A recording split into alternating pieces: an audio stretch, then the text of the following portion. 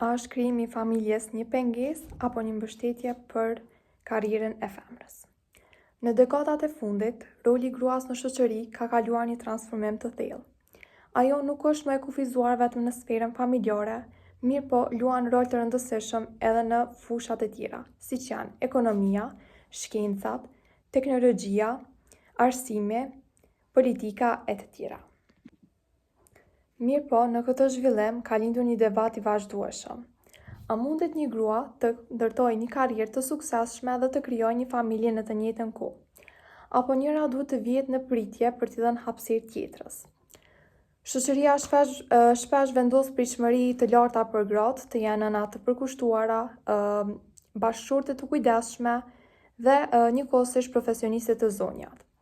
Kjo ngarkesë e trefisht shpesh shoqërohet me stres, sakrifica dhe ndonjëherë edhe ndjenjen e fajit.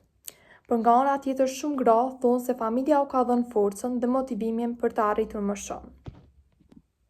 Kjo temë është e rëndësishme sepse prek drejt për drejt barazinë gjinore, mundësitë profesionale dhe mbështetjen sociale. Në këtë prezantim, ne do të shohim të dyja anët, si mund të jetë krijimi i familjes një mbështetje, por edhe një pengesë për zhvillimin profesional të gruas. Përshëndetje, në këtë prezantim, unë jam personi i dytë dhe po ashtu do të jem pro që gruaja të punojë dhe të ketë një rol në familjen e saj, për shumë faktorë të ndryshëm siç janë.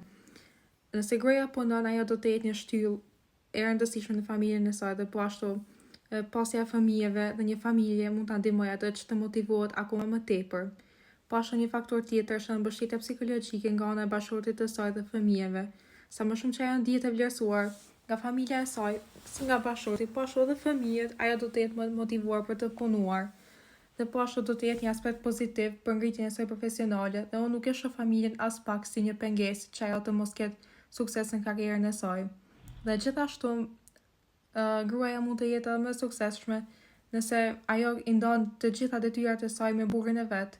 Dhe mund të jetë një pikë ndihmëse kjo për ata të dy që të mund të kenë sa më shumë mbështetje emocionale, po ashtu edhe të punëve të shtëpisë, që ne si shoqëri, grua mos ta shfrytëzojmë vetëm për punët e shtëpisë, por ajo mund të bëjë më shumë se sa aq.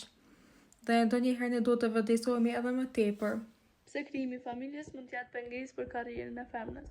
Ka shumë arsye pse krijimi i familjes mund të jetë pengesë për karrierën e femrës. Disa prej tyre janë konflikti kohor dhe fizik, pra kujdesi për fëmijët kërkon kohë dhe energji. Shumë gra janë të detyruara të shkëputen përkohësisht nga puna, duke humbur ritmin dhe mundësitë për ngritje. Tjetra është presione kulturore dhe shoqërore. Në shumë kultura pritshmëritë janë që gruaja të marrë rolin kryesor në familje. Kjo shoqërohet me gjykime dhe paragjykime për gratë të cilat janë të fokusuara në karrierë. Diskriminimi në vendin e punës.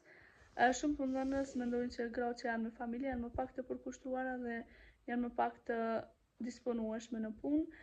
Kjo ndikon negativisht në promovimin, pagat dhe mundësi për zhvillim. Tjetra është pushimi nga puna dhe humbja e ritmit. Shpesh herë gratë duhet të ndërpresin përkohësisht punën pas lindjes së tyre.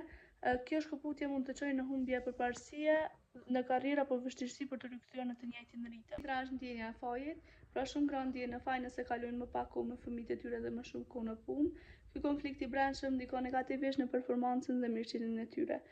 Edhe presione dhe stereotipe. Ka ende shumë vende ku mendohet se gruaja duhet të qëndrojë në shtëpi për të kujdesur për fëmijët e tyre, duke ia bërë më të vështirë për të ndjekur ëndrat e saj profesionale pa paragjykime.